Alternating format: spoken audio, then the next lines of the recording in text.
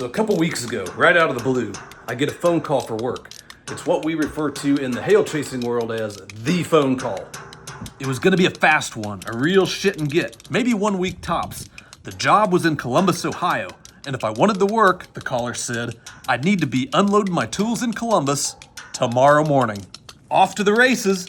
I dropped everything I was doing, canceled all my plans, and started loading my truck. Because yeah, I wanted the work, but perhaps just as important was an opportunity to finally return to Schmidt's Sausage House, a brew house and pub hidden away in the so-called German village of Southside Columbus, Ohio, where I had an old score to settle with a surly polka band accordion player wearing a COVID-era face shield who'd been living rent-free in my head since the peak of the pandemic back in the summer of 2020. All I had to do was get across the state of Indiana. Ever driven across that state? From one side to the other is nothing but orange barrels, concrete dividers, and hip-to-hip semis going 55 miles per frickin' hour. Explain yourself, Indiana.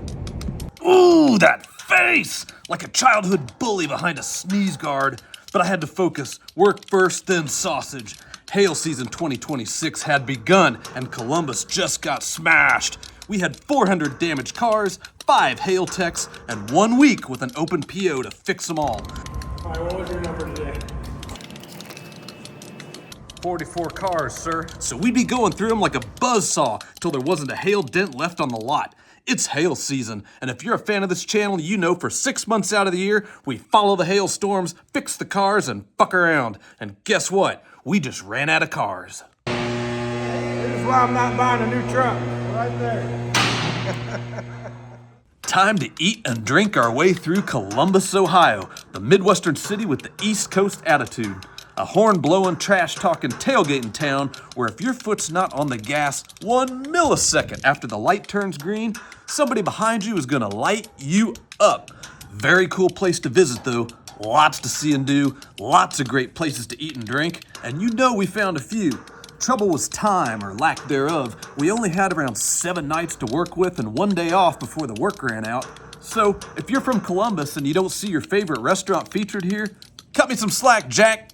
Now, if you caught last week's episode, you'll know I focused on a deep dive into a culinary icon that's straight out of Ohio, rated one of the 20 most quintessentially American foods, and voted the best fast food franchise in this country. We're of course talking about Skyline Chili. If you missed that episode, be sure to back your ass up and check it out. And as always, be sure to like, subscribe, and share and all that good stuff, because like it or not, we're going places. You like going to Irish pubs? We do. And Columbus, Ohio is just silly with them. At last count, I believe it was more than 20. Obviously, we did not have time to hit them all, but the unanimous favorite of everyone in our crew was the Dublin Village Tavern, which boasted over 130 whiskeys behind the bar, a huge tap list, and some legit Irish grub. But you didn't click on this video to admire fish and chips, did you? So without further ado, let's proceed directly to the German village on the south side of Columbus and get this sausage party started!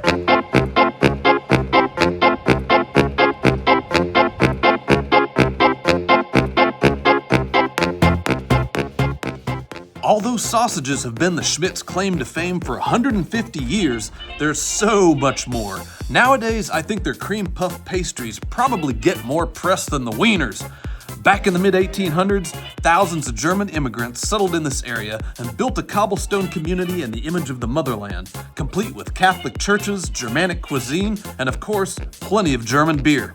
Schmidt's Sausage House is undeniably the nucleus of this quaint community that's been preserved in its original state for going on 2 centuries. And if you're ever passing through Columbus, Ohio, this is an absolute must-do. Yeah, no question we're going with the Doppelbock. Doppelbock is undeniably the heavyweight champion of German beer styles. Deep, rich, and malty with notes of chocolate, tobacco, and prunes. It's a decadent treat that's gonna ring your bell with an ABV ranging from 8 to 10% and well beyond. You can order whatever you like with the meal, but always start with the Doppel to get your head right. Smooth out them ruffled edges and get you all warm and grinning like an idiot. Yes, sir, let's go. Now then, what about that mean-mugging accordion player who got all up in my face back in 2020? Well, turns out I kind of misread the guy. That's just part of his whole shtick. He likes to ham it up anytime he sees somebody shooting video, and he's actually a pretty cool guy. and one of several accordion players who are always making the rounds in Schmidt's sausage house just about any time you set foot in there. The food.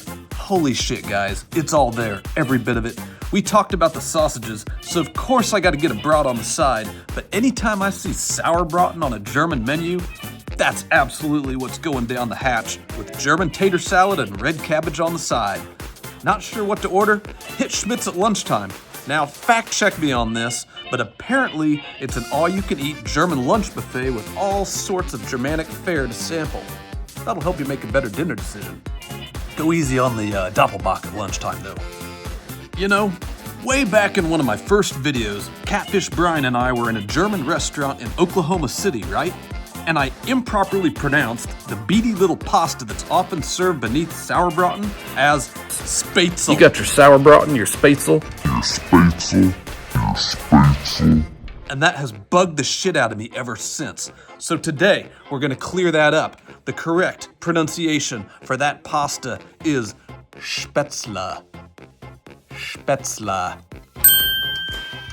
I think old Fred Schmidt himself would be pretty proud, and he should be. His descendants have carried on his family culinary traditions. They not only run the restaurant, but online retail, a food truck, the Ohio State Fair, and while you're fooling around in the German village, swing by the Fudge House for some candied confections, if you've saved any room whatsoever after dessert. Now, before we tab out of Columbus, Ohio, if you're still watching, first off, congratulations! You made it past the average viewer watch time of 6 minutes! But perhaps more importantly, you get to see a very, very honorable mention in our favorite dining experiences in Ohio.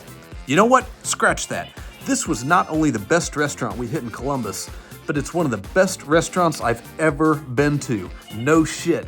We went back to 101 Craft Kitchen 4 times in 1 week, and we got different appetizers and entrees each time. At the end of our last visit, a server actually chased us out into the parking lot to thank us for our patronage and got a big ol' hug from Catfish Brian. Every bite at Craft Kitchen was perfection. There is so much love in that food that it could get you pregnant. And we probably look like we were pregnant walking out of there each time. Holy hell, high praise, y'all. That's it, boys and girls. Where we'll stop next on the Hail Trail, nobody knows. And that's the best part of this, isn't it? You don't know, we don't know, nobody but Mother Nature knows where we're going or what the hell we'll be doing once we get there. So until next time, ciao for now. Spätzle.